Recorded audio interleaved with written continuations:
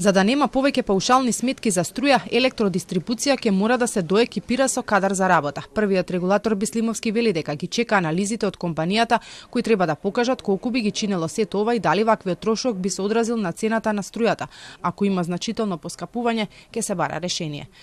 Апсолутно станува збор за кадар за луѓе, до кога се исплати колку луѓе да се вработат, дека идеално никогаш не може да има. Нема потреба, например, да се читаат бројла во оддалечени подречја, каде што навистина во зимските месеци не може тоа да се направи, да видиме тие бројла колкав број се, за да имаме реална слика, да не ги оптоваруваме сите потрошувачи во државата.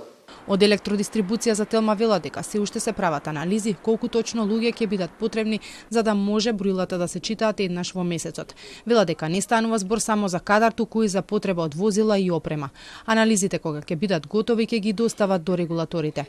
Деновиве од инженерите излегува со забелешки дека со законот за енергетика ќе се озаконат паушалните сметки, проблем кој се провлекува со години. Бараат некои од членовите да се тргнат и изменат. Од Министерството за енергетика пак појаснуваат дека според европските закони најмалку еднаш во годината треба да се читаат бројлата.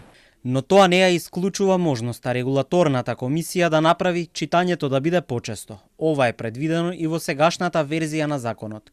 Законот е во собрание, но сме отворени за сугестии и доколку има потреба, ќе има допрецизирање на одредени членови. И од регулаторната комисија уверуваат дека и покрај содржината во европските закони, ништо не спречува кај нас бројлата да се читаат еднаш во месецот. Тоа не го остава правото на регулаторна комисија за енергетика да каже да биде 12 пати годишно. Тоа не е никаков проблем. Инаку проблемот со паушалните сметки ескалираше зимава кога доста граѓани се пожалија дека сметките за струја им се дуплирани. Потоа регулаторна побара да се испорачаат нови фактури.